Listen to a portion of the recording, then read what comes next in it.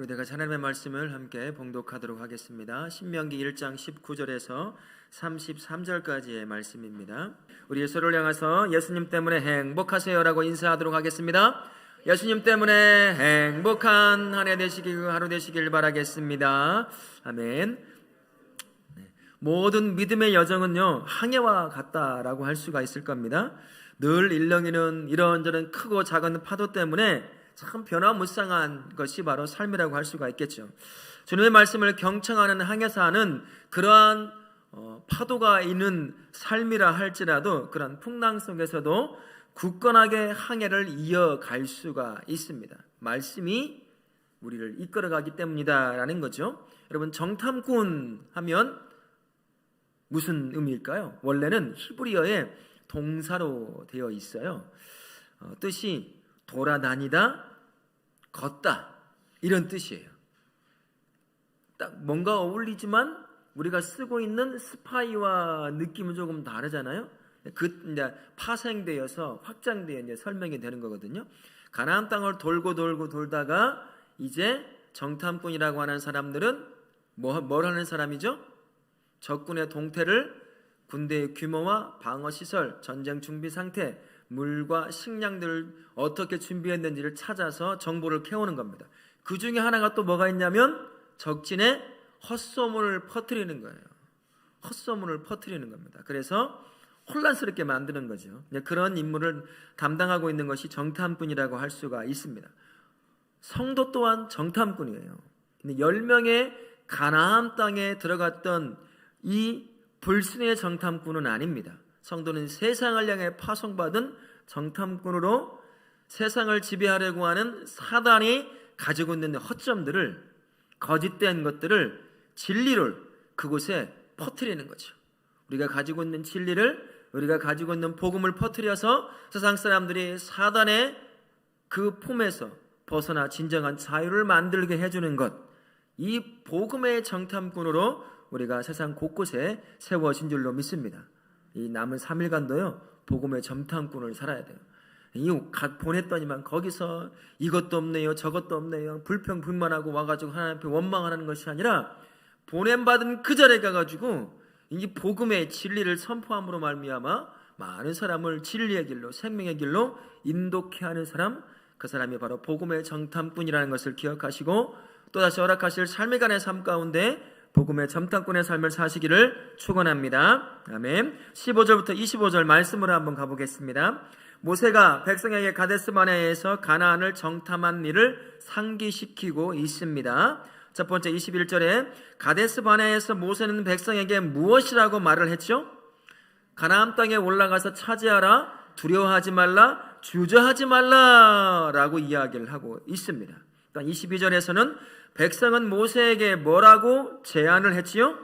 정탐꾼을 먼저 보내어 어느 길로 올라가며 어느 성으로 들어갈지를 알자. 우리가 모세는 좋아했어요. 하지만 하나님의 음성이 없습니다. 사람들은 좋아한 거지만 불신으로 시작된 정탐이라 할 수 있죠. 25절에 정탐꾼들은 가나안 땅을 어떻게 평가했습니까? 처음에는 좋더라, 우리에게 주시는 땅이 좋더라 라고 이야기를 합니다. 성도라고 하는 사람들은요, 교회의 과거를 잘 알 때 교회에 닥치게 될 이런저런 어려움들을 잘 대처할 수가 있습니다. 교회에 무관심하면 교회의 과거를 잘 알 수가 없어요. 그냥 나만 잘 믿으면 되겠지 라고 지나갑니다. 그리고 교회가 문제가 닥치면 나 몰라라 하는 거예요. 그러면 안 됩니다. 성도라고 한다면 교회의 삶을 잘 알고 교회가 닥칠 수 있을 여러 가지 문제들 가운데 과거에 겪었던 아픔들을 다시 겪지 않도록 경계할 수 있도록 준비할 수 있어야 되는 겁니다. 그래서 크게는 우리 인류의 교회의 역사를 좀 아는 것도 좋고, 작게는 우리 다울학교의 역사를 좀 알고 교회가 걸어왔던 길 중에 이런저런 삶의 경험들을 머릿속에 기억하고 비슷한 사건들이 우리 교회를 어렵거나 또는 이런저런 것으로 흔들어댈 때 그에 대한 대처할 수 있는 준비를 할 수 있는 것, 그게 바로 과거를 아는 사람들이 할 수 있는 겁니다. 우리 교회, 우리 모든 성도님들도 그렇게 우리 교회의 과거를 알아서 선한 것들은 계속 취하고 발달시키고 그리고 그렇지 않은 것들은 과감하게 내려놓을 수 있는 그러한 성도님이요 우리 교회 되기를 바라겠습니다. 아멘. 첫 번째 은혜 나눔을 한번 요약해 보면 이렇습니다. 모세는 가나안 정복을 앞둔 다음 세대에게 이전 세대의 역사를 일깨워 주고 있어요. 신명기가 바로 그런 겁니다. 유언서와 같은 거예요. 유언을 하고 있는 설교라고 할 수가 있는 거죠. 우리는 신앙의 유익과 깨달음을 위해서 과거 교회의 역사나 신앙 선배들의 삶을 전해드릴 필요가 있습니다.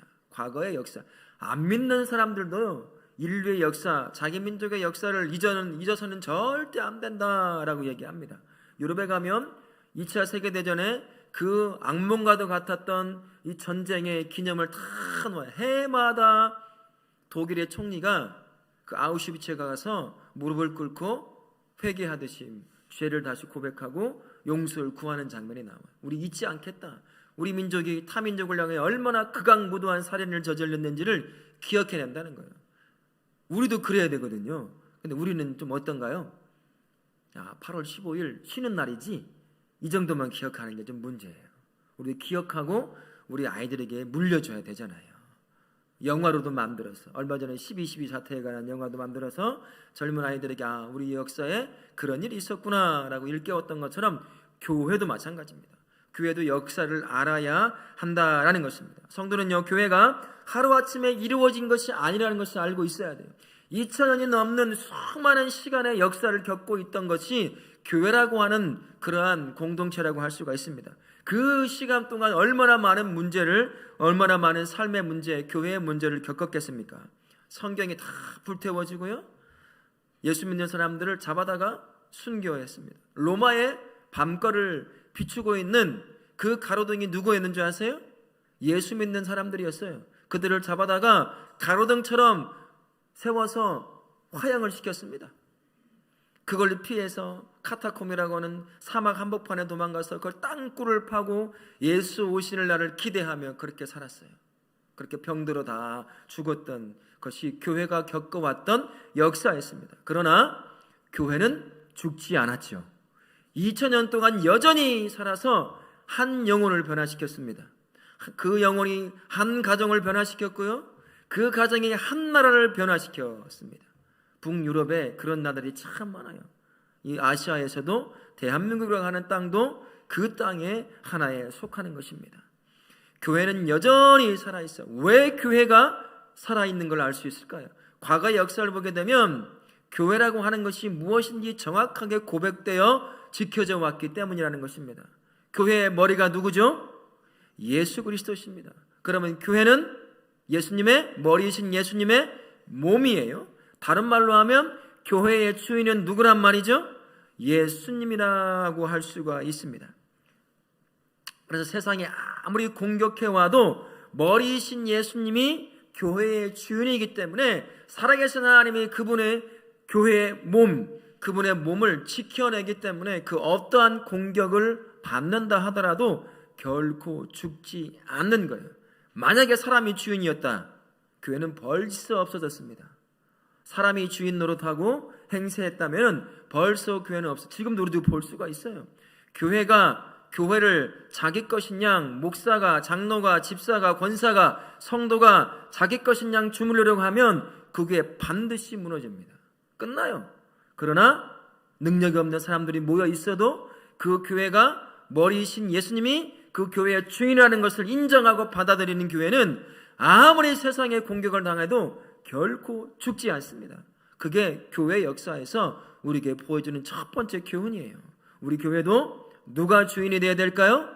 예수님이 머리이신 그분이 우리 교회의 주인인 줄로 믿습니다. 그분이 하라고 하면 하고 멈추라 하면 멈추면 되는 거예요.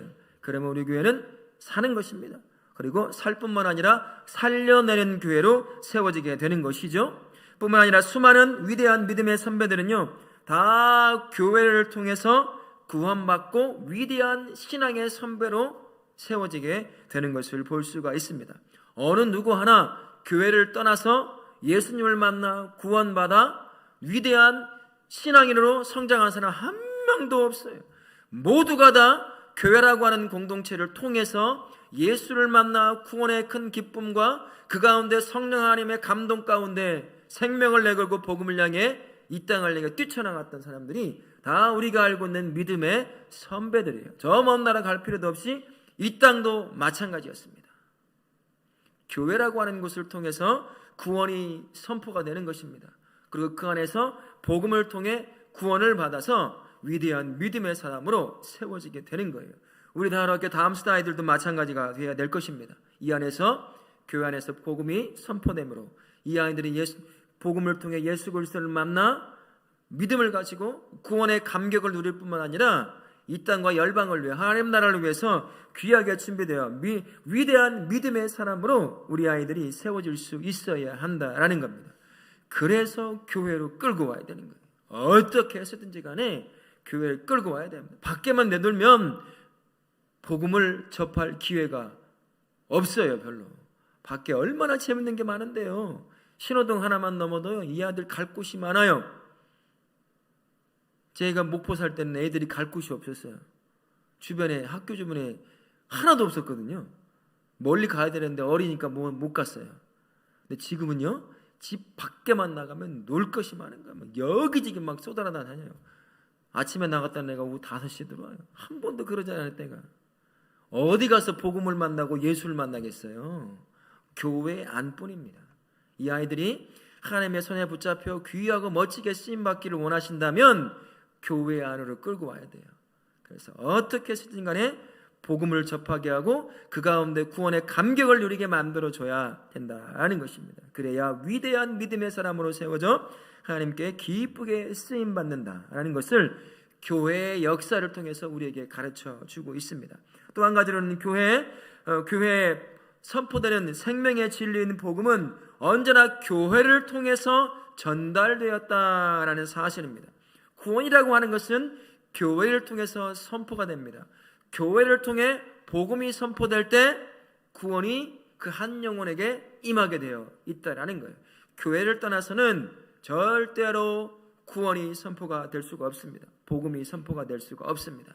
그래서 교회라고 하는 것이 그 옛날부터 교회가 세워진 이후부터 교회를 통해서 복음이 선포됐다는 사실을 기억하시고요. 우리 교회가 바로 그런 교회가 됩니다. 이 교회 안에서 무엇이 선포되어야 되겠습니까? 돈 잘 버는 법, 복 받는 법, 이런 것들이 가르쳐지고 선포되어야 되겠습니까? 그렇지 않죠. 가장 근본적인 복이라고 할 수 있을 이 복음이 끊임없이 선포되는 곳, 그것이 바로 우리 다우라 교회가 되어야 될 줄로 믿습니다. 그래서 이곳에 오는 그 누구든 성도라는 이름을 갖고 있지만 아직 구원받지 못한 사람이 있다고 한다면 이 안에서 선포되는 구원의 메시지인 복음 때문에 그 사람이 다시 예수를 만나 구원의 기쁨을 누리는 자로 세워지게 만드는 그러한 살아있는 복음이 선포되는 교회, 그 교회가 되어야 될 줄로 믿습니다.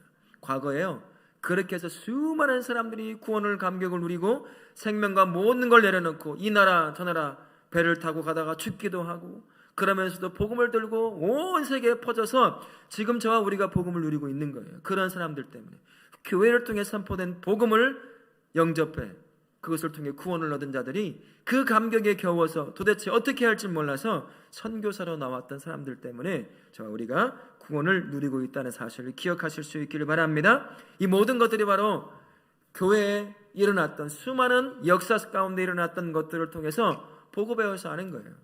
그래서 우리가 교회의 역사를 아는 것이 매우 중요하다라는 겁니다.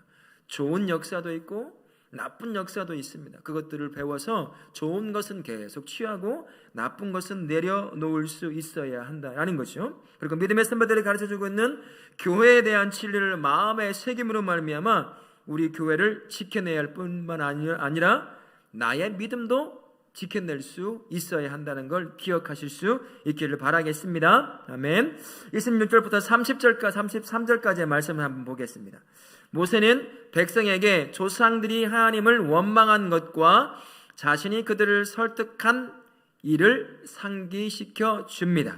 27절의 말씀의 질문을 보면 이스라엘 백성은 하나님을 향해 뭐라고 원망하고 있어요? 여호와께서 우리를 미워하신대요. 그래서 아모리 족속에게 넘겨 멸시받게 하려고 지금 여기까지 데려왔대요. 말도 안 되는 소리로 지금 하나님을 원망하고 있는 겁니다. 28절 말씀, 이스라엘이 하나님을 원망한 이유가 무엇입니까? 약속의 땅에 두려움의 대상인 아낙 자손이 살고 있었기 때문이에요. 커봐야 얼마나 크다고, 그 사람 한 명 봤다고 이미 두려움에 사로잡힌 거죠. 30절과 31절의 질문을 보면 모세가 가나안 족속을 두려워하지 말라고 한 이유가 무엇이었습니까? 하나님이 먼저 가서 싸우셔요. 다 무찔러 놓으십니다. 그리고 모든 길을 안고 가셨던 것처럼, 오셨던 것처럼 가시기 때문이에요. 나를 업고 가시는 분, 그 하나님이 계시니 아무리 아낙 자손에 있다고 하더라도 겁먹을 필요 없다라는 거예요. 근데 이스라엘 백성은 그 사람들 때문에 겁을 먹고 두려움에 떨어서 가나안에 안 들어가겠다고 했어요. 성도는 눈에 보이고 귀에 들려오는 것 그대로를 믿으려고 해서는 안 됩니다. 내 눈에 보여지고 내 귀에 들려지는 것보다 우리 하나님은 항상 크셔요. 내 눈에 아무리 크게 보이는 것이라고 해도, 아무리 크게 들려오는 것이라고 해도 우리 하나님은 내가 듣고 보는 것보다 언제나 크십니다. 그래서 모든 문제를 다 해결할 수 있어요. 내가 경험한 것이 마치 하나님보다 더 크다고, 능력 있다고 착각에 빠지면 절대 안 됩니다. 그 착각에 빠지는 순간 믿음이 흔들리는 거예요.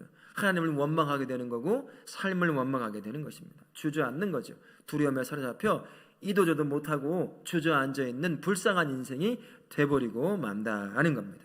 기억하십시오. 내가 경험하는 모든 삶의 문제보다 우리 하나님은 항상 어떻다고요? 항상 크시다는 거예요. 그것을 믿고 삶의 문제 앞에 당당히 서실 수 있기를 바랍니다. 은혜 나눔 두 번째 한번 말씀을 보시면 이스라엘 백성은 애굽과 광야에서 역사하신 하나님의 은혜를 잊고 금세 불평과 원망에 빠져듭니다.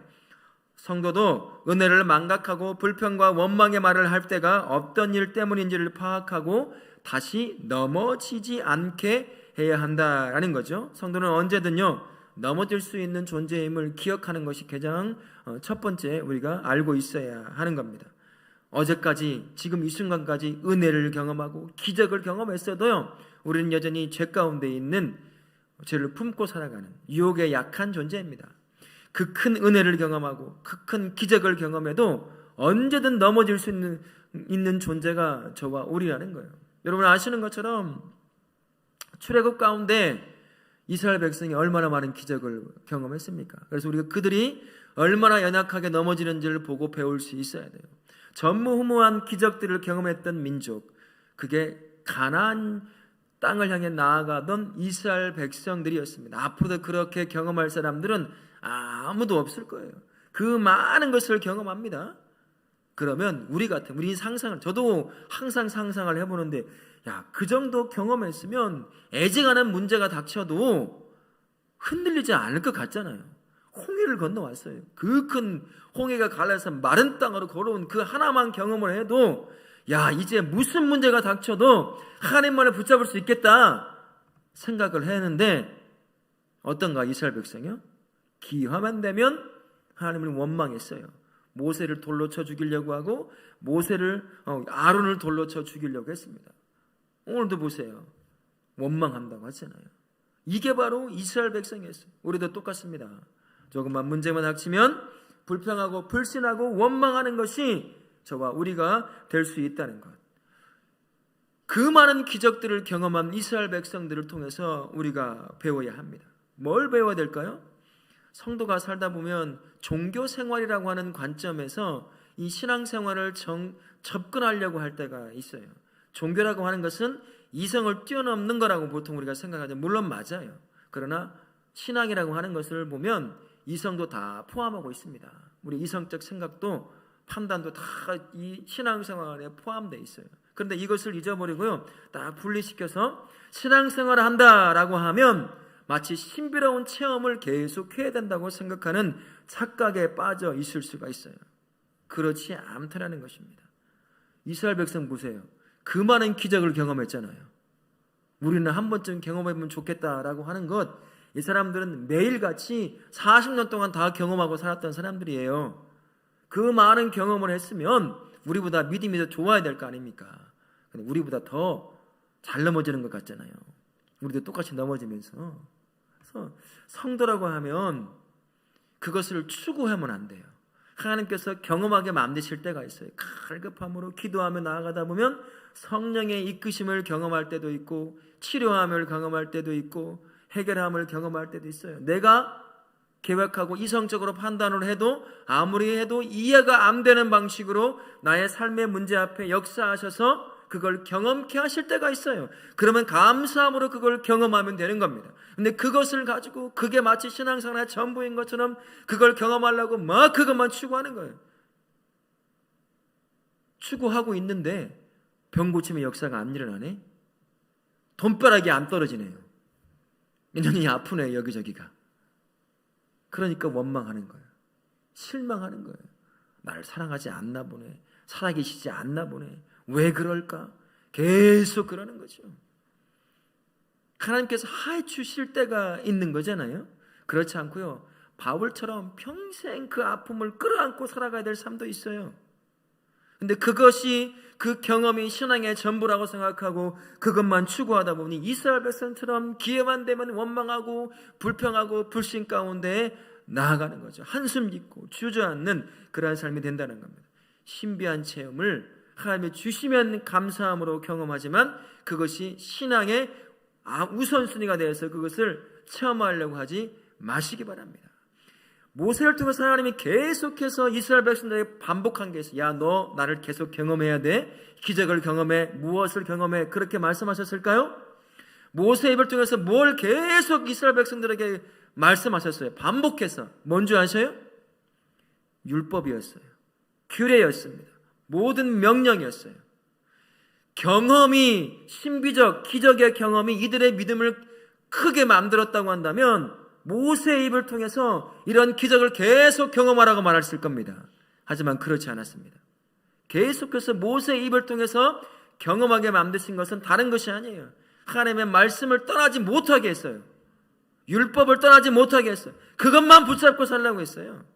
그걸 어기니까 징계받고 가나안 땅에 들어가면 이런 것 말고 목숨을 내걸고 여호수아에게 이거 가르쳐 지키게 해라. 그렇게 했거든요. 왜 그랬을까요? 내가 겪는 신비로운 기적의 경험은 내 믿음 잠깐의 자극은 줄 수가 있어요.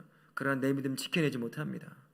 내 안에서 일어나지 않으면 금방 흔들려요. 원망합니다. 그러나 하나님의 말씀이 영혼에 가득 채워지고 그 삶에 채워지고 그의 마음에 그의 영혼을 딱 채우면 그 말씀이 하나님을 만나게 만들어주는 거예요. 그 말씀 가운데 역사하시는 하나님을 만나게 됩니다. 어떻게 만나느냐? 내가 만나게 될 삶의 문제들이 그것을 바라보는 눈이 바뀌어버려요. 12명의 정탐꾼 중에 2명이 그런 사람 아닙니까? 똑같은 걸 보고 왔어요. 10명은 악평했습니다만 2명 여호수아 갈렙만 그 땅 정말 빨리 가서 차지하자. 아니 어떻게 똑같은 걸 보고 왔는데 두 사람은 그런 반응을 했을까요? 두 사람은요 하나님께서 약속하신 그 말을 그대로 마음에 새겼어요. 머릿속에 새기고 갔습니다. 그러니 그것만 보이는 거예요. 진짜 좋구나. 젖과 꿀이 흐르는구나. 빨리 가서 알려서 찾아야 되겠다. 그 마음을 갖고 온 거야. 근데 10명은 그게 안 채워진 거예요. 말씀이 안 채워진 거예요. 약속의 말씀. 약속의 말씀이 내 안에 채워지면요 내가 만나는 수많은 삶 그것을 바라보는 눈이 바뀌어버립니다. 하나님의 눈으로 바뀌는 거고요. 그것을 품어야 될 내 마음이 하나님의 마음으로 바뀌는 거예요. 불평거리가 그 안에 숨겨져 있는 하나님의 은혜를 발견하는 눈이 되는 것이죠. 원망거리가 그 안에서 나를 향한 하나님의 특별한 사랑을 발견하고 경험하는 그러한 눈과 마음으로 바뀌게 되는 겁니다. 그래서 그 가운데 하나님을 만나는 역사를 경험하게 되는 거예요. 그래서 우리 모든 성도님들 하나님의 말씀으로 성도들의 마음을 채우고 영혼을 채우고 삶을 채우실 수 있기를 바랍니다. 그 말씀이 진정한 만족을 주실 거예요. 빌립보서 4장 11절에서 바울이 이렇게 고백합니다. 어떠한 형편에든지 나는 자족하기를 배웠노니 눈으로 보고 귀로 듣는 이 경험을 쫓고 쫓으면 죽을 때까지 만족 못합니다. 경험한 것 계속 가면 좋지만 계속 안 가는 건 다 경험했잖아요. 오늘 여러분 맛있는 거 먹고 오셨죠? 이제 더 이상 맛있는 거 안 먹어도 되죠? 경험했으니까. 내일 되면 또 생각날 거예요. 먹방 유튜브가 하는 먹방 유튜브만 봐도 벌써 떡볶이 먹고 싶어가지고 군침을 도는 게 우리거든요. 경험이 바로 그런 것입니다. 근데 말씀이 가득 채워지면 그 말씀으로 말미암아 눈이 바뀌고 마음이 바뀌기 때문에 바울의 고백처럼 자족하는 만족의 고백이 일어나기 시작하는 것입니다. 그러니 그 입에서 원망이 나오겠어요? 불평이 나오겠습니까? 삶에 대한 불신이 일어나겠느냐는 것이죠. 그렇지 않다는 겁니다. 우리 다락교회 모든 성도님들은 저와 함께 삶을, 영혼을 말씀으로 가득 채우시는 복된 성도님들 되시기를 바라겠습니다. 아멘. 마지막 세 번째 은혜 나눔을 보시면요, 이스라엘이 품은 두려움의 근본 원인은 하나님보다 눈앞의 적이 더 크게 보였기 때문입니다. 하나님보다 문제가 더 커 보여 두려움이 찾아올 때 말씀을 통해 두려움보다 더 크신 하나님을 기억해내야 되는 거예요. 경험을 통해서 더 크신 하나님을 기억해내는 것은 불가능하게 가깝습니다. 다 잊어버려요. 다 기억 속에서 사라져버립니다. 하지만 말씀은 다르다는 것입니다. 성도가 두려움에 사로잡힐 때 두려움을 가져온 것이 너무 커 극복할 수 없는 것처럼 보일 때가 있어요. 주일날도 말씀드렸지만 두려움에 사로잡히면 두 가지 현상이 일어난다고 말씀을 드렸죠. 첫 번째 현상은 뭐가 있어요? 과대 해석한다고 그랬어요. 두려움을 유발시키는 작은 것이 하나님보다 크게 보이는 거예요. 또 한 가지는 망각입니다. 지금까지 하나님의 은혜와 복을 누리며 살면서도 그것조차도 기억 못해요. 두려움에 사로잡히면. 그래서 눈에 보이는 문제가 모든 것보다 다 크게 보이는 겁니다. 사로잡히는 거죠. 그거에 사로잡혀서 더 이상 그 문제보다 크신 하나님이 기억나지 않는 그러한 상태에 놓이게 되는 것입니다. 그래서 두려움이 엄습할 때요, 그 대상이 아니라 두려움보다 크신 하나님에게 집중해야 돼요. 근데 우리 눈에 보이지 않는 하나님 어떻게 집중할 수 있어요? 없잖아요. 어떤 방법으로 할 수 있을까요? 하나님의 말씀 앞에 나아가는 겁니다. 그 말씀 안에 나를 향해서, 내 삶을 향해서 말씀하시는 그 하나님을 기억해내는 겁니다. 그리고 오늘처럼 먼저 앞서가신 하나님을 기억해내고 나보다 먼저 가서 싸우시는 하나님을 기억해내고 바로 그런 것을 통해서 두려움을 극복해 나갈 수 있어야 한다는 것입니다. 하나님께서 말씀하셨어. 이스라엘 백성들에게요, 뭐라고 자신의 영혼에게 명령하라고 말씀하셨습니까? 무서워하지 말라, 두려워하지 말라. 말씀은 능력이 있다고 했어요. 하나님의 이름을 의지해서 내 영혼에, 내 삶에 선포하면 내 입에서 나온 말이지만 내가 믿는 하나님이 그 말씀을 그대로 역사해 주신다고요. 약속하셨잖아요. 명령하셨잖아요. 무서워하지 말라, 두려워하지 말라. 그러니 그 말을 그대로 내 영혼에, 내 삶에 선포하면 그 말씀이 내 삶을 평안케 만들어 낸다라는 사실 기억하십시오. 그렇게 하나님은 우리에게 역사하신다는 것입니다. 그런 여러분 마음 가운데 무엇으로 채워야 하겠어요? 하나님의 말씀으로 가득 채우는 수밖에 없습니다. 그래야 삶의 문제 앞에 두려움으로 사로잡히지 않게 되는 거죠. 눈에 보이고 만져지는 것 추구하면 그거 오래 못 간다는 사실 꼭 기억하며 사실 수 있기를 바라겠습니다. 하나님의 말씀이 성도의 삶에 가득 채워질 때요, 성도를 이끌어갈 때 우리는 그제서야 두려움을 극복할 수 있습니다. 예수님도 사단의 시험을 받을 때 막 천둥번개 치면서 사단을 물리쳤나요? 그렇지 않아요. 예수님조차도 무엇으로 이겨나가셨어요? 하나님의 말씀으로. 아니 그 하나님이신데 그분이 그냥 다른 걸로 하면 될 텐데 성경에 기록되어 있는 그 말씀을 가지고 와서 사단의 유혹을 이겨내셨어요. 우리에게 보여주시는 거예요. 이렇게 삶의 문제를 이겨나가는 거다. 말씀이 그만한 능력이 있다는 사실을 기억하실 수 있기를 바라겠습니다. 우리 모든 성도님들 하나님의 말씀을 가장 가까이에서 그 말씀으로 생각을 채우시고 마음을 채우시고 삶을 채우시고 영혼을 가득가득 채워서 삶의 문제가 되는 그 두려움에도 말씀으로 역사하시는 하나님 때문에 거뜬히 이겨내시는 그러한 우리 성도님들 되시기를 예수님의 이름으로 축원합니다. 아멘.